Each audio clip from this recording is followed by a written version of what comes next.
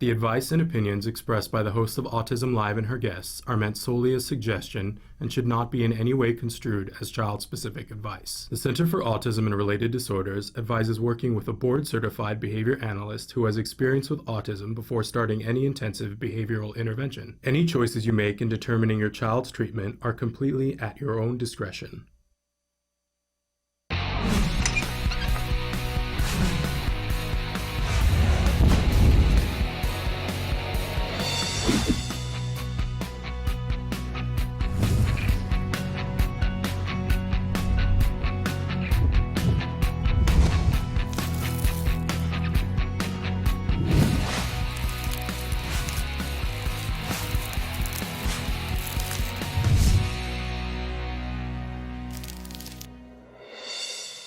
Good morning and welcome to Autism Live. I'm Shannon Penrod and we are coming to you from the Warner Center in Woodland Hills, California. I'm very excited about today's show. We're really thrilled to have you guys here with us on this wonderful Monday. So like we're full on fall now, like we're there. We're like just a couple of weeks from Halloween. I know I was bringing this up back in August and it's like it's here, right? And I love this time of year. I hope that you guys too. I love the change of seasons. I know that it's hard for some people, but I absolutely love it. It's, but I think it's important to be in the now and celebrate the things that, I know sometimes you're like, oh, I just want to have lemonade and barbecue because that's what we were doing in August. But, maybe you have that one more time, but now it's time to turn to the cider and the donuts, which is not a bad thing, my friends.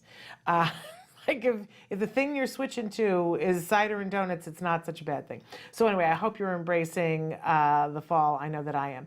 So we are going to be with you for the next hour here talking about autism from a 360-degree perspective. And we've got a lot of different things that we're going to cover. But the whole thing, we want to be interactive. We want to hear from you. We want to know what you're doing. We want to know what's relevant to you. So Traven's going to show you some of the different things, some of the different ways that you can connect with us here at Autism Live. And while he does that, I want to remind you that we have a homepage, and that's autism-live.com. And when you go there, there are a lot of things to do there. And I really think it's important that you pick and choose what things that are important to you. If you want to be watching the live show, there's a way to watch a live show. Sometimes on some servers, it just automatically pops up when it's live. On other servers, it flashes red that says live, and you can click on that and it opens up to full screen. If we are not live right now, you can watch the most recently recorded live show because it's in the archives under recent, right? But you can look through and find like all of the content that we've been doing over the last 8 and some years, right? So I hope that that's useful to you. But the other thing that you can do directly from our homepage is chat. There is a chat button at the very bottom of the page. You click on that, it opens up into a little box and you can type away. You hit enter and then it shows up here on my screen. And in that way, you and I can be having a conversation. But even better than that, I can take your question and I can pose it to the experts that we have here in the show. So that is a super cool feature. It is completely anonymous. Nobody gets to know who you are or where you're coming from, including me. And it's completely free to you. Now, there are other places that you can chat with us that are totally free too. Like we're live streaming on Facebook and you can chat with us there. And we love to interact with you there. Same thing with YouTube. We are also on Twitter and Periscope. We don't interact as much there because we kind of focus between those three, although we will get around to answering your questions on Twitter and Periscope. And we're starting to come to you in more ways too. But in any case, whatever way makes the most sense for you. And what I do like about the live feature on our homepage is that you have that total anonymity. When you write something on Facebook, everybody can see it and see what your Facebook name is. So a lot of times that's perfectly okay, but if you have something of a more sensitive nature, go to our homepage. And I will also say this, if you have something that's long and extended that you don't really want to put, because you're only allowed a certain number of characters, it's a lot, but still not enough sometimes. You can always write directly to me. My email is s.penrod@autism-live.com. For those of you who are watching on iTunes and have figured out how to do just the download where you can take us walking or in the car and you don't have the picture in front of you, you, so you can't see that on the screen. It's S as in Sam dot Penrod, P as in Peter, E as in elephant, N as in Nancy, R as in robot, O as in Oscar, D as in dog, at autism, you guys know how to spell that, then hyphen, that's the dash that's in the middle, not on it's not a underscore, it's the dash, right? Live, LIV as in Victor, E as in elephant.com. And so feel free to write to me. You know, I love to hear from you guys. So let's talk a little bit, because today is Thursday. Well, first I want to say this, the disclaimer, which I sometimes forget to give, is that we have a lot of experts that are here on the show. And guess what? I am not one of them. That's right. I am not an expert in autism. My role here, I like to think of myself as having an informed opinion, right? But my role here is really to be the switchboard operator. So you write or call in and say, here's what I'm looking for. And sometimes, because I've been here for a long time interviewing people, I can tell you, oh, you know who you need to talk to? Like, you know, you need to talk to this person, and here's what their website is, and sort of plug you in, right? Like the old time switchboard operator. Other times I will say to you, you know, I don't know. Let me see what I can find out. Let me go to my people and see what they know, and then let's see what we can figure out. But my purpose here, because I am a parent of somebody who was diagnosed on the autism spectrum when he was 2.5, right? And I talk about it all the time, that I felt really horribly alone. My thing that I used to say was, you know, I feel like I'm alone on Mars. And I found out that I wasn't. It took me a while to find that out. And it took me longer to find out, oh, you know, there are things that you can do. This is not just a, like, you know, sit and sigh and feel bad. Quite the contrary. I love that Lisa Ackerman says, this is not game over. When your child is diagnosed with autism, it is not game over. It is game on. And if you don't know which game to get in and what t-shirt to wear and, you know, where to show up, it's really hard to get your game on, right? So part of why we're here and why I'm here is because I want to help you to find the resources that are important to you. And by the way, when I say you, I am talking to the larger autism community. You might be someone who is on the spectrum yourself, and we welcome you. I want to help you to get to the resources you need. You might be a parent of someone who is on the autism spectrum. You might be a teacher. You might be a caregiver who is not a parent, but is being the person who is responsible for taking care of this individual. You might be a spouse who's discovered that your spouse is on the autism spectrum, right? You might be a sibling. You know, whatever your qualification is, I will tell you the baseline is that we all care about people who are on the autism spectrum. So we are card-carrying members of that larger autism community, and I want to help you to get to the resources that are going to help you. You. So that's why I'm here. That's why we're here. We hold hands. We do it together. Si se puede, right? Nobody is on Mars by themselves. Maybe we're all on Mars together. But, you know, let's take comfort in that. Let's huddle together. Let's use our combined force to move this Earth or this Mars in a direction that is helpful to those who we love, including if that is yourself, right? So that's what we're all about here. So that's our little disclaimer. But I'm not an expert. I'm just somebody who cares really deeply, and I have a lot of karmic debt to pay down because my son got the help that he needed, and it has made all the difference, my friend. All the difference. Okay, so on Thursdays, one of the things that we like to do to help you on your way is something we call the jargon of the day. This is when we take on one word, one phrase, one acronym, and we try to figure out what in the hey nani are those experts talking about. We first give you the actual definition, which often all we really can do with it is make fun of it, because really, who can understand it, right? Then we move on to the working definition, and hopefully that's a little bit less convoluted, although sometimes not so much. And then I try to give you an example so that we can all have a place to start to understand, but don't get upset with yourself if you don't get it the first time around. That's why we make videos of these things. You can watch them again and again, and sometimes it takes you to see it experientially and you go, oh, that's that thing she was talking about, I think. By George, I think I get it, right? So with any luck. So today's term is one of the most misunderstood terms in the field of ABA. I think mostly from the parent perspective, but I don't know. I think everybody gets a little misunderstood with this. So it's extinction. Now, this is one of those class of words where you go, well, I know what extinction is. I know all about when the dinosaurs went extinct, right? Except that's not what we're talking about. We're talking about the psychology word extinction, and we're talking about a procedure in ABA, applied behavior analysis. So let's take a look at what the actual definition of extinction is. Extinction is the process of withholding a functional reinforcer of a target behavior in order to reduce or remove it completely, but it can also involve the interruption of the response reinforcer relation. And we took this directly from a book so that I could show you that this is the kind of stuff, when you go to look these terms up, you get. Now, if you are already studying ABA, this might make sense to you. And you might go, yes, I know what that means. But if you are a parent and your child, or a caregiver, right? And your child was just diagnosed with autism, and you're sitting with your experts and they're like, oh, we're going to put it on extinction. And you go, dinosaurs? We're going to kill some dinosaurs, right? And you're like, no, I'll just look it up, right? I'll get a book and I'll look it up, and you get this and you're like, yeah, I'm no closer to knowing exactly what it is we're talking about. That's why we do this. So let's take a look at our working definition to see if we can't help to figure this out. So here's our working definition of extinction: not giving the individual whatever is causing the behavior. Okay, now we're going to back that train way up.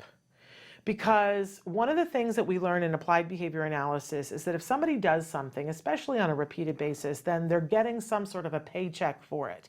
Everything that you do, everything that I do, everything that everybody we love and work with does on a regular basis, they do it for a paycheck. Now, two people can do the same behavior and get a totally different paycheck for it, right? Like maybe one person is downstairs outside the building smoking up a storm, right? And if we looked at it and took a bunch of data on it and did some tests on it, we would find that the paycheck that that person is getting for it is that it's social time and it's a break. They get to leave their office, walk downstairs, stand out in the fresh air, and talk with other people, and take deep breaths, and it's social, right? But then we find that the main thing about it is that they're having this social interaction, right? But there were a lot of things there that I listed off: a break, the fresh air, all these other things. But for them, the main thing is it's social, right? And if we try to take that away from them and say, you don't get to smoke anymore, and they don't get the social paycheck, that's a bummer, right? Now, maybe somebody else smokes because it's the only time that they get alone time, because nobody else in their office smokes. It's the only time that they get to really, truly take a break and be by themselves. So do you see how it's the same behavior, two entirely different paychecks? That's the problem, that sometimes as parents, we see a behavior and we go, oh, well, I should do this, without asking ourselves, wait a second, what's the paycheck here? Why is the person doing this? And when you do an extinction procedure, what you do is that you say, whatever the paycheck was, we're going to cut that off at the pass. We're going to stop giving the paycheck for that. So for the person who was smoking so that they could have social time, we would remove that. We would find a way, if it's an adult who understands, we would say to them, look, the only, now you cannot talk to people while you're downstairs. The only place you can go and smoke is completely by yourself. And maybe if that social thing was really the reason why they were smoking, maybe we would see them smoke less, maybe even stop smoking, right? But we would have to make sure that they never got social interaction for that thing. Now, for the other person, they were doing it to have time alone. If we go to them and go, oh, we're cutting off all of your social interaction while you're smoking, is that going to stop them from smoking? No, it's the very reason why they were doing it, right? So instead, we would make it so that every time they smoked, there were interruptions and that they never really got the alone time. And instead, we would give them alone time someplace else, but make sure that cigarettes weren't available there. That's a really important thing, right? But when we put something on extinction, it means we are no longer going to give it the reinforcer that we already researched and found was the paycheck for it. So think about your kiddo for a minute. Why does your kiddo do the things that are the most upsetting to you? Classic example is that you're in the grocery store and you're at the checkout aisle and you head into that like tunnel, right? It's like the chute that they put bulls in before they do the, the bull riding. You go into the chute with your shopping cart, and now you're in this contained environment and your child starts to go off, right? What is the paycheck? What is the reason that, what is it that your child wants? That's the question we always want to ask ourselves. What do they want right now? Now, look, it's not always the same. Sometimes the child is wanting your attention, right? So if we were doing an extinction procedure and we found out that your child fusses and tantrums in the checkout for attention, then we would not give it the attention, right? That doesn't mean completely ignoring the child, but we don't give them attention. It might be that we boil it down to eye contact and talking to. Well, you can interact with your child a lot without giving eye contact and speaking to them. I can picture myself at the checkout with my son and him doing something and, me putting a hand, to make sure that he's not throwing anything, right? But I'm talking to the checkout and I'm not giving him my attention because that's the thing he wants, right? We do that all the time as parents, don't we? So a lot of times people misunderstand and think that extinction means ignoring. No. Extinction means not giving it the paycheck. Now, if attention was the thing, then it's planned ignoring, which is different than just ignoring, okay? I hope you can see the difference. But often, extinction is not about attention. So this one size fits all, oh, it's about ignoring, drives me crazy, because what if the reason why your child is tantruming in the chute is because they know that typically when they do that with dad and grandma, they get, a candy bar. And so they're going to fuss until they get to the candy bar. So the extinction would be to not give them the candy bar, okay? And so you let them fuss, tantrum, whatever, and there is no paycheck, there is no candy bar, because what we see is that if often enough we separate the paycheck from the behavior, they will start, and if we train them to do something else to get the paycheck, then that behavior stops. That's putting it on extinction. And then like the dinosaurs, it goes away. Okay, so that's what extinction is about. And one of the classic examples, and this is the one where I got it, was because I thought, oh, extinction equals ignoring. We're not gonna give that the attention, right? But my son hit a certain point when he was doing homework, and he was doing this thing where we would sit down to do the homework and he didn't want to do the homework. So he'd have his little pencil, he'd be writing and he would go, oh, the pencil fell. And then he would be down on the floor getting the pencil, and then he'd find something down there to play with, and it'd be 5 minutes before we could get him back in the chair. We went to our ABA team and we were like, what are we going to do about this? And they said, well, they looked at the whole thing and they do this scientific procedure, and they determined that he, and it doesn't take a rocket scientist, right? But he was throwing the pencil to escape doing the homework. So we needed to put it on extinction, which meant that he wouldn't, no matter what happened, he wasn't going to get a break from the homework. So we started with a big old cup of pencils. So he would throw a pencil, and it took two of us. The therapist would be there. He would throw the pencil, and I would immediately put the other pencil into his hand, and she would have his hand and be doing no break. Not even 2 seconds, you guys. Not even 2 seconds. There was a time when and then we stopped doing it with a therapist. It was just me, and he was like, oh, I got her. So he threw the pencil on the ground, and I took him with me, and we went to the ground, and I stuck the pencil, and he, did it on the ground with the pencil, and that's when he went, oh, this pencil thing isn't working for me anymore. And that was the end of the pencil thing. Extinction works. It really works. But don't forget, it's separating the behavior from the thing that was the paycheck. You must know what the paycheck is before you decide what you're going to do. How can you decide what you're going to do if you don't know what it is? Go back to the example of smoking. If we do just willy-nilly, even though it's the same behavior, we're not going to get it right. In fact, you can make it worse. So you got to know what they call it, the function of the behavior, before you decide what your extinction procedure is going to look like. But it's separating the paycheck from the behavior. Extinction, it's fabulous. Okay, moving on. Boy, that took a while. But moving on, we always have a question of the day for you. And our question today, and keep in mind that you can answer this on Facebook, on YouTube, whatever or on the live feature. What's your happy place? Where do you like to go to be happy? What makes you really down in your bones, really, really happy? It can be a place in your house, it can be a place in your mind, it can be a place out in the world. I have to say that I do think that the happiest place on earth is one of my happy places. There is something magical about when my family goes to Disneyland, and please know I don't ride the rides. It's time away with the three of us. And it has been for the longest time because I have the great fortune to live in Southern California. So I have memories of when he was 2 and, hard memories, in fact, but of how we overcame that. And I get to see my 2 boys together, my husband and my son. I call them my boys. And I always say I never love my husband more than when we're at Disneyland. He's just fun to be with. And when we don't have the rest of the world to think about, I enjoy him more at Disneyland than he's a big kid.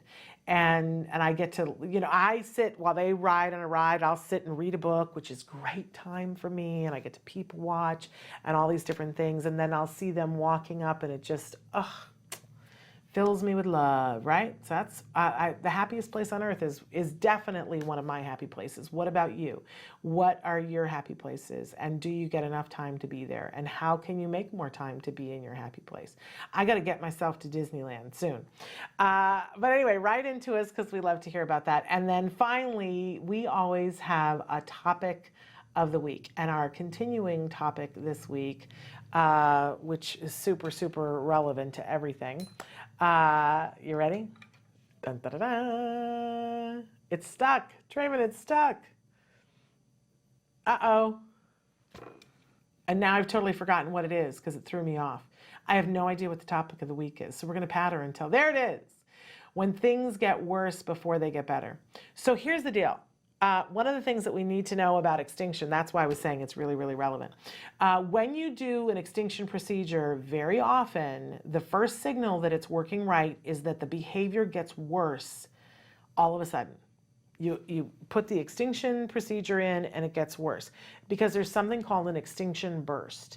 And that means that the person does a last-ditched effort to try to, they're like, what's going on here? This worked before. I'm going to try extra hard to get the thing that I was getting before when I would do this behavior, right? We all do this. This is not tied to IQ or age or ability. I always use the example of me going into the bathroom and flicking the light switch, expecting the light to come on, and it doesn't because the light has burned out. And what do? And yes, I have a master's degree. I stand there and go like this, putting it up and down because I'm like, it worked before. I'm not even thinking, it's just behavior. You know what I'm saying? And it's very common that things will get worse before they get better. When you put an extinction procedure in place, I always like to tell myself, prepare yourself, because it's like, the poo is going to hit the fan for a couple of days because they are used to getting the paycheck and they're not going to get the paycheck and they are not going to be happy. I'm going to settle in. Know that this is just going to be for a couple of days because we're going to fix this. We're going to fix this right here, right now, right? But you got to be girded and ready for the extinction burst. And I'll tell you something, what helps is knowing what extinction burst is, knowing that it's coming, because then when it's there, you go, we got it right. We got the paycheck right. That's why my child is freaking out right now because we got the paycheck right, which means we're doing the right thing, and then you got to follow through. So, just know that sometimes things have to get worse before they get better, right? It's the rainstorm, then the clouds part, and you got the sunny skies. So, and that's life. It's not just extinction procedure, that's life. But when you know it's coming, it's that much easier, I hope. So anyway, on the show today, we're really excited for you because we have first up the fabulous and wonderful Bonnie Yates. She's a special education attorney and an awesome mom. And she's going to be talking with us about topics that you're going to love. And then for the first time ever on the show, a little bit later, we have folks from the New York Transit Museum that are going to be joining us. And I'm so excited about this because, there's a lot of folks on the spectrum who really love trains and other vehicles and train systems. We see that it's a passion of a lot of people who are on the autism spectrum. There have been movies made about this. There have been people that have gotten into trouble over how much they really love, for instance, the New York transit system, which is the most incredible transit system in the world. So there is a museum, and they've got some really special things that are coming up, and we're just so excited about having them on the show. So that's going to be towards the end of the show, and we're really looking forward to it.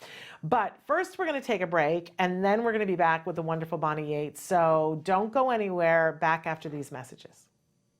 What is autism? What is autism? What is autism? What is autism? What is autism? What is autism? I've been asking myself that for a very, very long time. Let me think about that one. Trying to just Jeez. Let me think. Oh man, that's a rough one. Yes. Autism is a neurological disorder that affects many of our kids in different ways. It's a learning disability that affects the cognitive functions of the brain. A lot of people have the misconception that it's a disability, and it's really not. I look at it as like a special gift. When one person thinks differently from another. It's an opportunity for everyone to learn to understand someone that's a little different than them. Autism is the ability to educate. They're given so much talent in different areas. To me, autism means a chance to be with and be around people you really care about. Autism is beautiful. It's a way of seeing the world differently. Always unique, totally intelligent, and sometimes mysterious. Happiness that comes out of my son's hard work. It's a movement. Unpredictable. That's right. Awesome. Love. The field I want to work in. Laughter, fun, joy. Autism is beautiful to me. I want you to remember these three words. There is hope.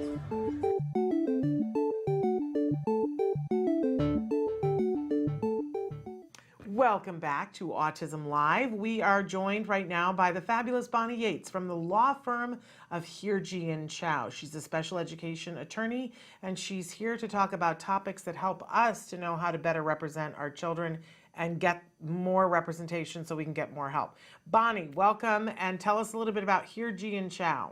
Hi, Shannon. Thank you for having me. Jargon is a 6-attorney special education firm. We're based in Culver City. We do special education, regional center services, disability discrimination, which encompasses something we're going to be talking about soon, injuries to students at school as well, even though those are personal injury type cases in an aspect. And we also do higher education, which would be helping students that are discriminated against in college. We are answering your questions on the air according to California and federal law, because I'm licensed in California, and IDEA is a federal statute. If you're in another state or you have a specific legal problem, you need a specific consultation with an attorney that can focus on your singular problem. Here, we're basically talking to you about your rights, and we're not really giving you specific legal advice. Okay, great disclaimer. So last week we had been talking about private placement. Was there anything that you wanted to add from that before we move on to school injury? I did want to just read you all some citations that I forgot about on the air, and I think you can use it as a little test to test your understanding and see if you understand this now or you have more questions. So when a parent believes that a public educational placement is denying her child FAPE, the parent may choose to remove the child to a private placement.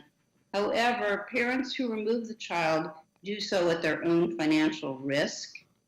That's 2 cases, WG versus Board of Trustees of Target Range School District, and also Florence County School District versus Carter. This means that the parents may have to pay the full cost of the private placement. A parent's dissatisfaction with the district's offer of FAPE does not create the basis for the district to fund a private placement unless the district fails to offer the student a FAPE. So we talked about that last time, how you would show that the district had failed to offer FAPE and how your student, what data you would need to show your student made progress in the private placement.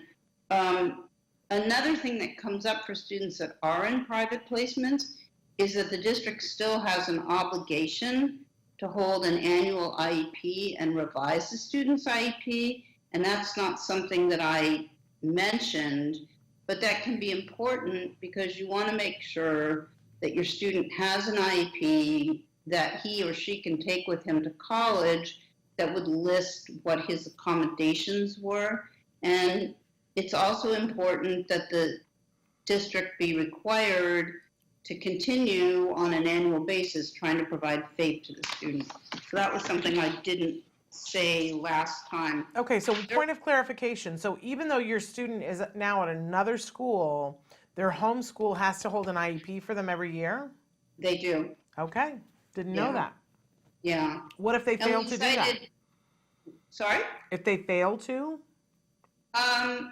That can cause problems for them. I mean, I had a reimbursement case where we knew we were going to be looking for a lot of money, and we knew sorry about the noises in the background with the computer. The most we could get in California was 2 years of reimbursement. So we gave the notice almost as soon as the student was placed. And because it was LA Unified, we were fairly confident that this notice would go into a black hole. You'll recall my discussion last week about strategic considerations about where to give the notice. And sure enough, it did go into a black hole. And so right before the statute of limitations ran, I filed for due process. By then, the family had 2 years of reimbursements that they were owed for the private school. And when the district got to the initial meeting, they were mad that I hadn't done more to try to get a meeting with them.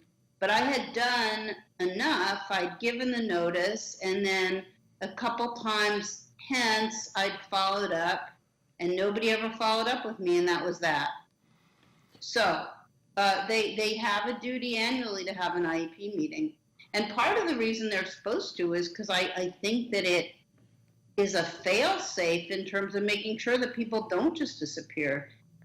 I also want to say, and I didn't say this last time, that when the notice requirement is fairly new, it's something that's come up within the last 15 years or so, maybe 20 years. It used to be the case that people would just take their kids out of school and they'd disappear for 3 years, which was the statute of limitations then in California before 2004. And then they weren't even required to give notice. And so the public schools were getting surprised because they would have somebody show up with 3 years worth of claims, and it was like, wow, we didn't even notice you were gone. Wow. So that's another component of this. Anyway, it's also a requirement in California, in my view, that if you have a private school placement, the district ought to try to get the private school representatives to participate in the IEP meeting. That's just a little goodie about that for you all. Reimbursement not required if the lead educational agency makes FAPE available.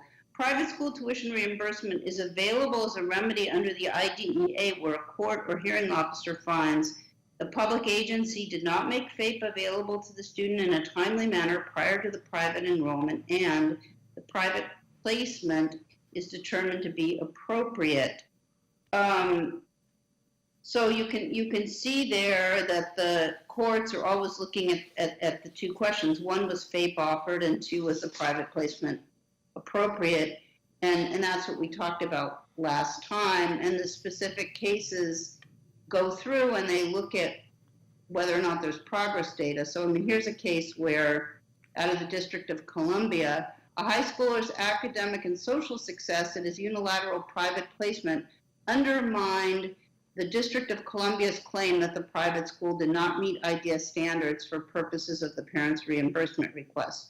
So there we're cycling back to, if you have academic and social progress in excess, in significant excess of what you had in public school, you're probably on your way to getting reimbursed. So there has to be no FAPE and there has to be progress. What else did I want to tell you?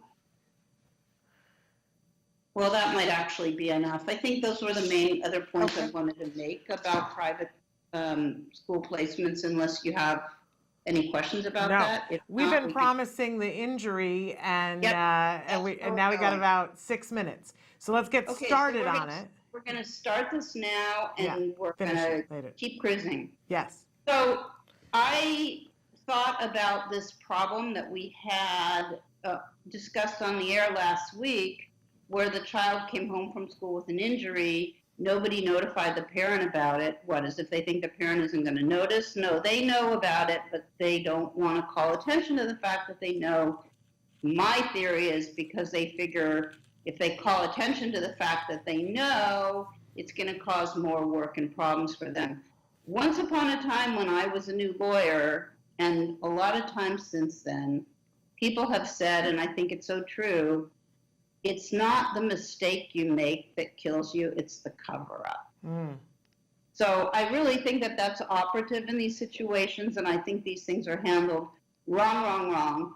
And that mom was so distressed, and you brought up, how do you feel like you could ever send your student back to that school? And the law in California has been in flux as far as the Hughes bill, which has to do with emergency behavior interventions, and the requirements as to whether school districts do or don't use behavior incident reports if they restrain a student at school. And so I thought about this, and I wasn't really satisfied about the answer that I gave last week, which is I told the mom to document it and let the school know that they were being observed and that it wasn't going to work to not take ownership in the future if the student was injured at school. So I said to Rosa Hirji, who's the managing partner here, who wrote an article about injuries at school, which I think I sent to you, Shannon, but if I didn't, I can. And she said, I said, well, what would you recommend for people if this is happening repeatedly and you're asking for incident reports and you're not getting them from the school because the school isn't creating incident reports? And she said, I would tell the school district that you were going to report them for child abuse, and I would take all my documentation and I would make a report to DCFS. Wow. And I thought that was a great answer. Yeah. So I think that that's definitely something you can do.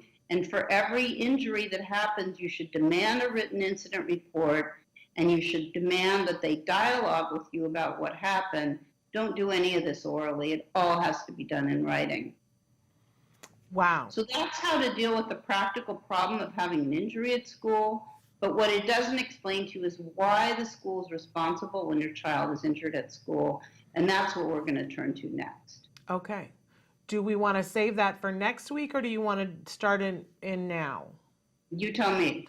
We have about 3.5 minutes. Maybe Okay, let's get started. Okay, let's get started. So the first thing I'm going to do is give you a framework for injuries at school, and then I'm going to talk to you about the law, which is a very complex body of law, and there's a lot of information about it, and it varies from state to state.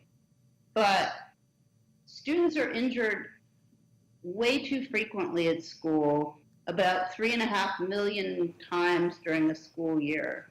There are different types of injuries: intentional injuries, which would include bullying, abuse by adults, and then there are things that would be negligent, like failure to conduct a background check on an employee, failure to properly train an employee, failure to properly supervise an employee, or for that matter, supervise another student. So there is this kind of overlap here between intentional and negligent stuff that, like somebody falls off the monkey bars. Obviously, that's not purposeful unless somebody else pushed the kid. But what you have is the school district is in loco parentis, meaning in the place of the parent for the hours that the student is at school. And there is a duty that the schools have to provide a safe environment as far as shelter, food, and transportation. And we do know that, kids get sick in the cafeteria. We know that kids get sick from mold in school, or asbestos. We know that there are problems with public transportation on the bus all the time. And so those are some of the areas that you have these injuries occurring. You can have a bus driver be negligent in his operation of the bus. You could have improper training of that driver by the school district, assuming the bus company is not a private company, it's a school district bus. You could have a malfunctioning bus that causes injuries to students, or you could have negligence of another driver. But the kinds of things you're looking into is whether the supervision and oversight in a given situation is negligent. So you can have somebody that gets hurt on the yard, you can have a slip and fall, you can have a toxin exposure, and so on. That's, some of the places that we have, sorry about the rattling papers, injuries at school. According to what I looked at, there are, over 90,000 visits to the emergency room for assaults at school. Most of these are intentional acts. There are a lot of transportation problems.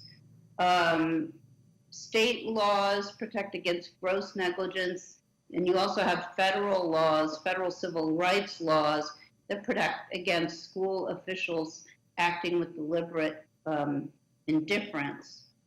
In the area of restraints, you have mechanical restraints, chemical restraints, and physical restraints, and seclusion is like a form of restraint. So I think we need to leave it there, Bonnie, and pick that up, because honestly, it's a lot to take in. Okay. And there's a lot more coming. So okay. All right. Week. So tell them how to reach you at Hirji and Chow. 310-391-0330. If you're in Southern California, we'd love to set up a complimentary consultation for you. If you're calling from elsewhere and you need help, we'll still try to steer you in the right direction. Okay. And the website is www.lawyer4children.com. Thank you. And we'll see you next week. Thank you so much, Bonnie Yates. We will see you next week. You guys stick with us. We're going to be right back after these messages.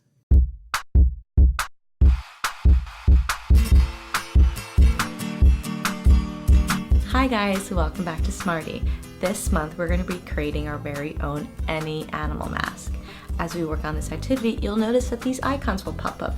These icons tell you important information about what skills we're using to create this craft and how to find them on Skills. Skills is an ABA-based online program that helps parents create individualized programs for their children on the autism spectrum. If you are a Skills user, this will make the most out of this artful and educational activity. Well, let's get started. The materials you'll be needing are glue, scissors, hole puncher, markers or crayons, pipe cleaners, and the template. So step 1, you're going to go to our Facebook page at facebook.com/autism-live, and you're going to print out the templates that you see there. Once your templates are printed out, then you're going to take your scissors and cut them all out. Now that you're finished cutting out all the templates, you're going to have several different shapes. This is because this will give you a variety of different features you can use to make different kinds of animals. So this is the fun part. You're going to take these templates and arrange them into any kind of animal you can think of. Use your imagination. There is no wrong answer. Once you figured out the animal that you're going to want to make, take out your glue and glue them onto the mask. Once that's been finished, then you're going to take your markers and crayons and decorate it, drawing in the features a little bit clearly and just making it as colorful as you'd like it to be. For the owl that I made, I had to cut out some more holes through it. Once your animal mask is done being decorated, you're going to use your hole puncher to make holes on the side so you can fasten it to your face. Then you're going to take your pipe cleaners, thread them through the holes, and then voila, your mask is ready to go. Well, I hope you enjoyed this activity with me. Until next time, guys, craft on. To find more about Skills and to access all of the lessons you saw in today's Smarty, visit skillsforautism.com and click on the parents icon. Skills, the online autism solution.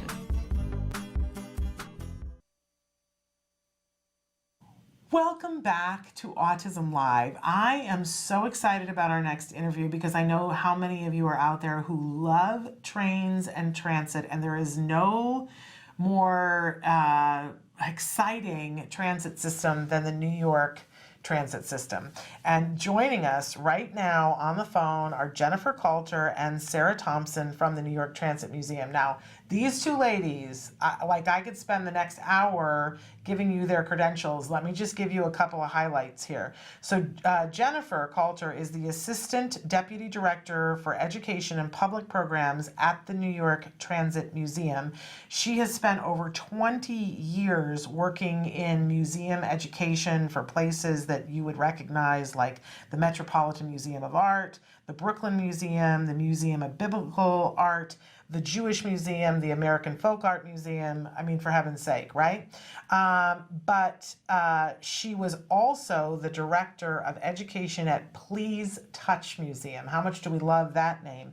Where she focused on aligning education initiatives to a new strategic plan. And we're really excited that now she's at the New York Transit Museum.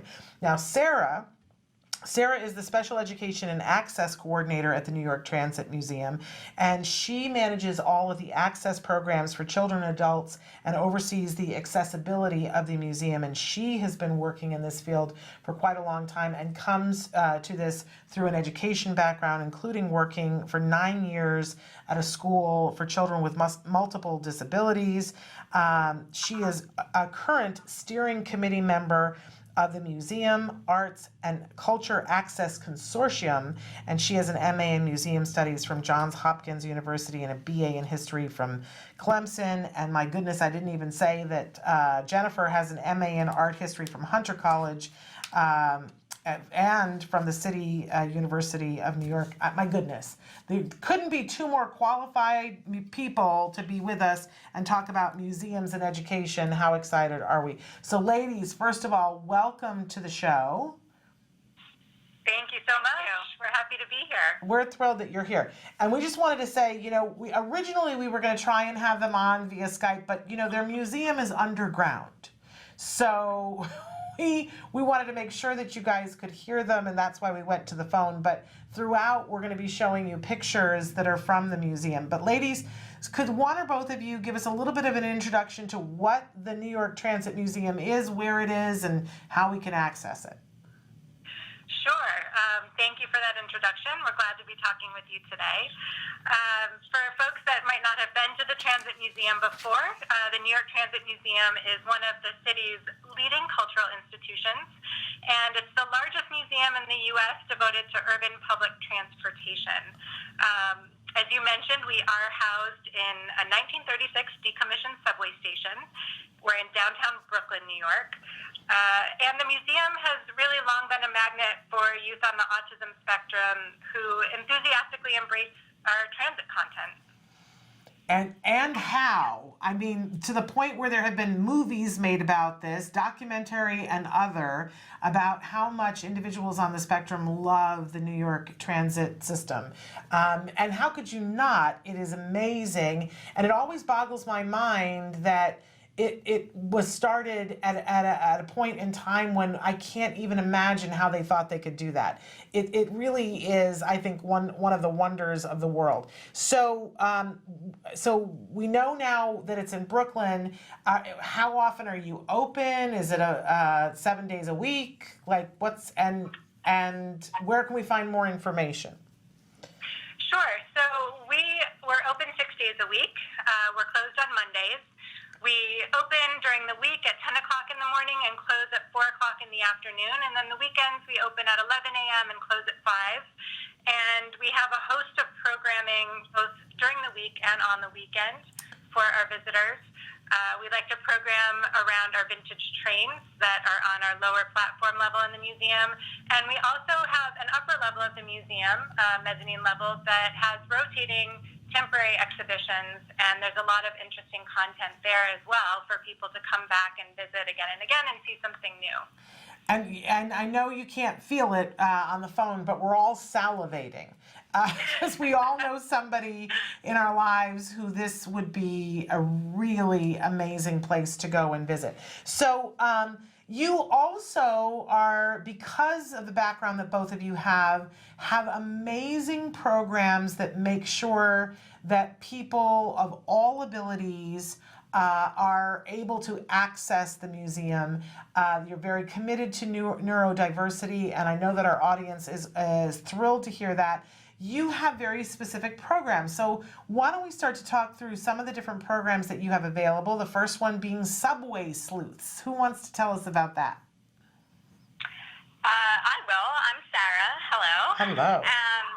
Yes, so Subway Sleuths, which has been in existence at the museum since about 2010. Like you said, using that love and passion for transit to motivate our youth on the autism spectrum to practice navigating some social situations with their peers that maybe they otherwise would not be as comfortable doing, but because they're so excited to be in our museum and talking about something that they love is really what the program is based on, and making it a very unique museum program.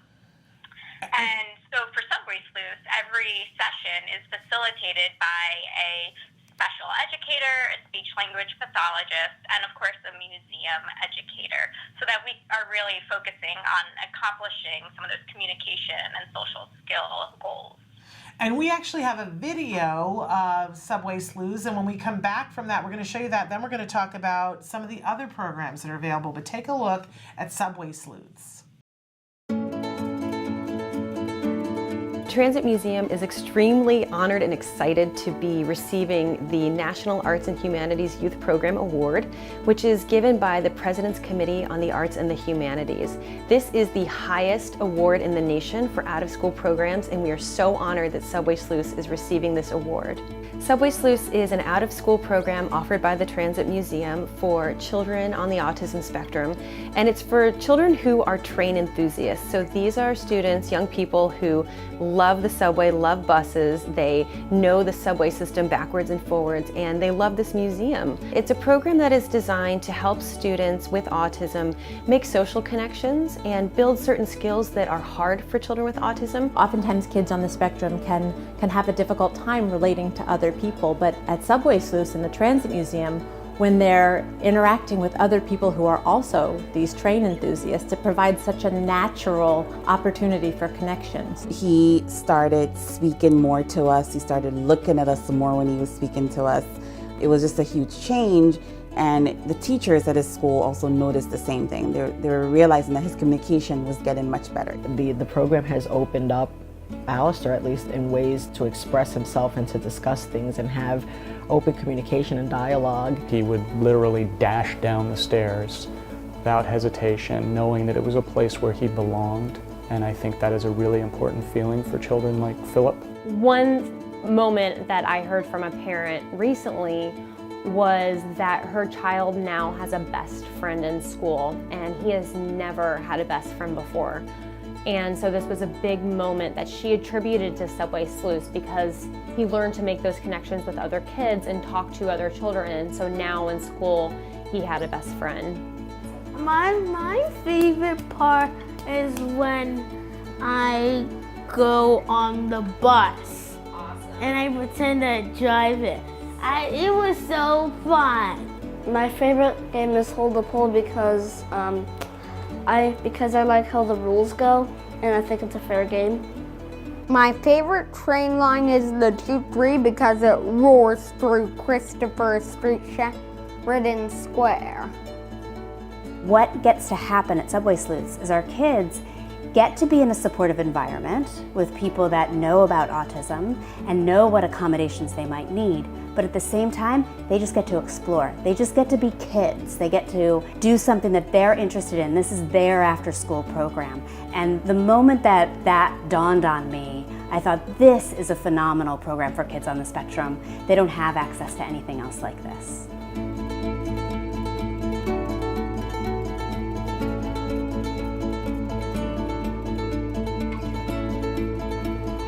So am I done? The New York Transit Museum. It is I just have been waxing poetic about how much I have to get there with my son and my husband.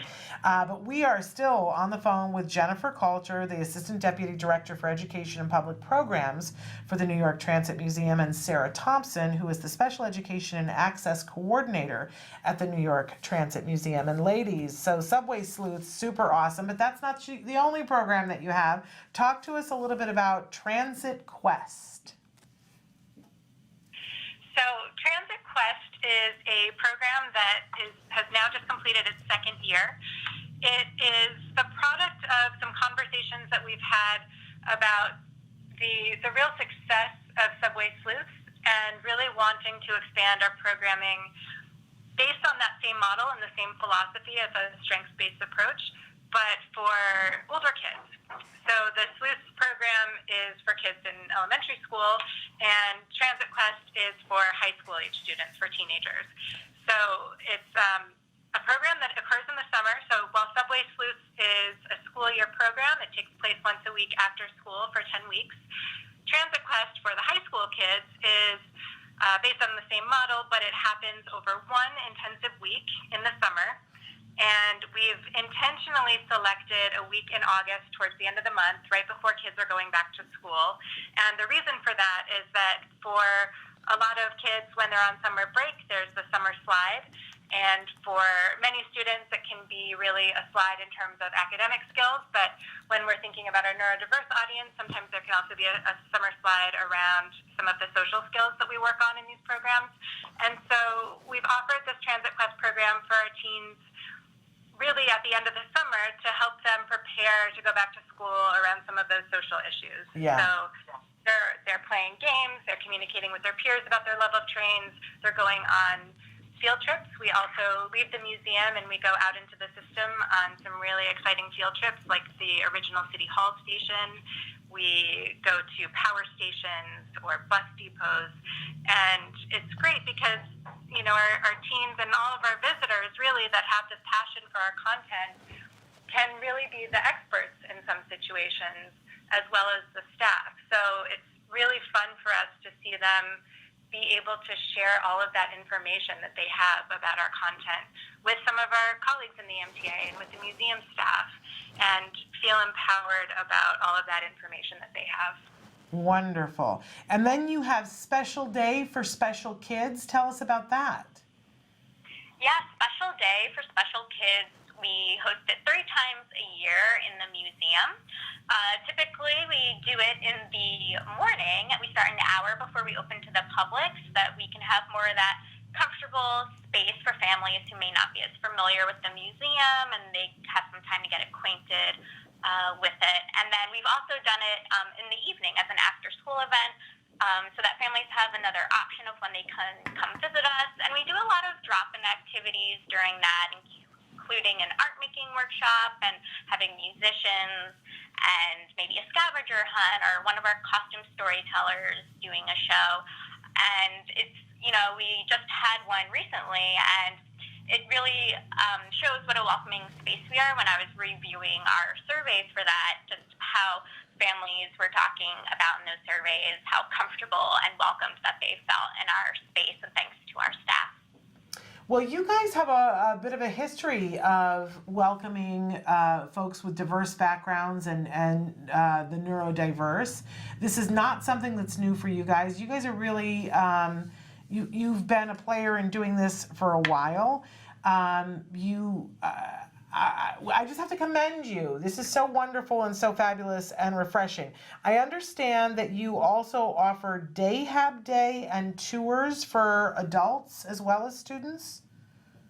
Yeah, so for adults, twice a year, we have an event called Dayhabilitation Day. That's when we welcome adult groups from their dayhabilitation programs, organizations, to come visit us for a free afternoon. We'll do some activities, some drop-in activities with them as well, and it's just a really pleasant way to spend time with our community.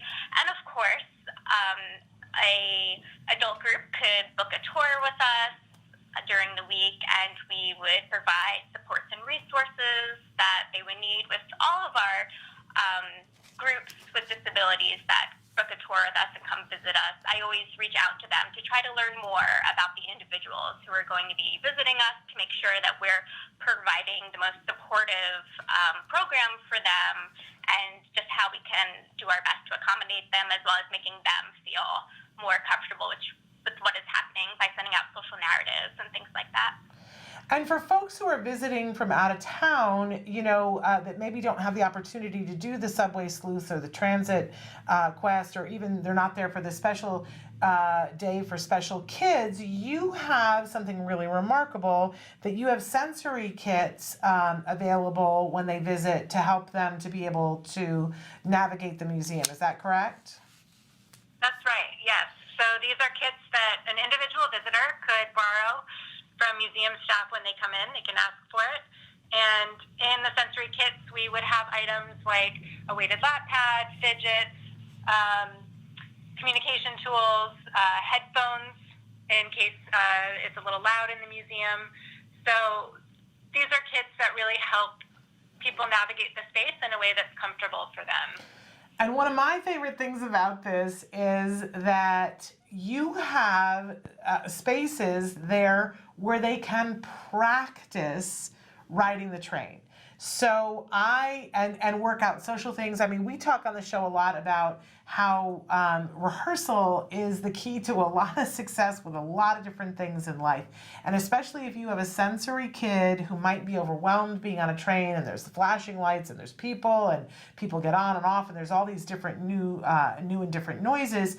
I love the fact that there is a space that they can go and they can rehearse, and you call it being ready to ride.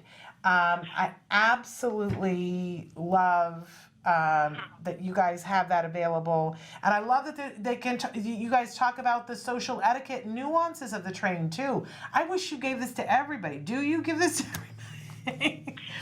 Well, it's funny because we were just talking about this yesterday, and we would love to make it available to all sorts of people. We would love for it to be available to anyone who is trying to navigate the New York City subway system. When you first moved to New York, if you're not a native New Yorker, I was not a native New Yorker when I came here 20 years ago, and it's overwhelming. There's a lot to think about, and I think it's a really helpful program for anyone starting out in New York City and being comfortable with riding on their own.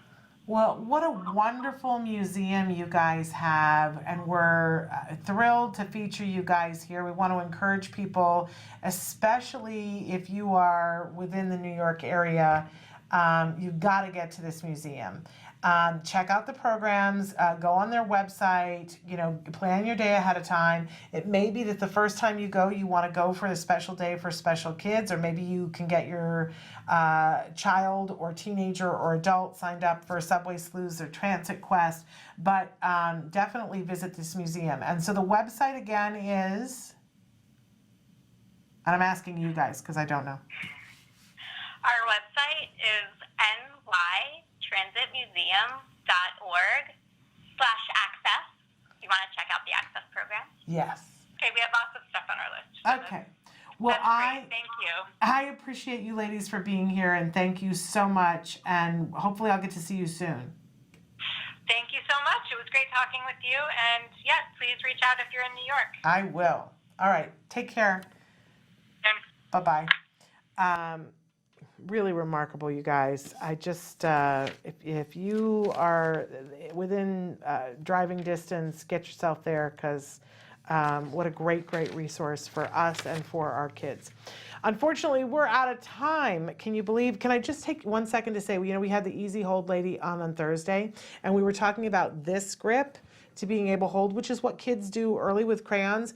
And then she gave me one for my pencil, and then I quickly saw that there is a way to do it for the tripod grasp, which we're teaching our kids, and that's all I've been doing ever since. So you put one finger through, and then it automatically makes it so that you do the tripod grasp, and my hand has hurt less. Hello, how fabulous is this thing?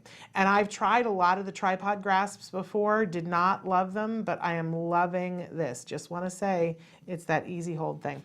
All right, that's it for today, but tomorrow we have a best of, and then on Wednesday we have Ask Evelyn Kung. On Thursday we have autism expert Romelia Manukal, excuse me. And on Friday, we have Megan Dolan, who is the lemur mom, Wendy Hammers, and Darren Sush. We've had Dr. Sush on before, and he's going to be talking with us. I don't remember specifically about what, but he is a board-certified behavior analyst, and I don't remember what the topic is, but I know that it's fabulous because I specifically asked to get him back on here, and he's really remarkable. You guys are going to love him. So all that is happening the rest of this week. Until tomorrow, give your kiddos a hug from me and one for you too. Bye-bye for now.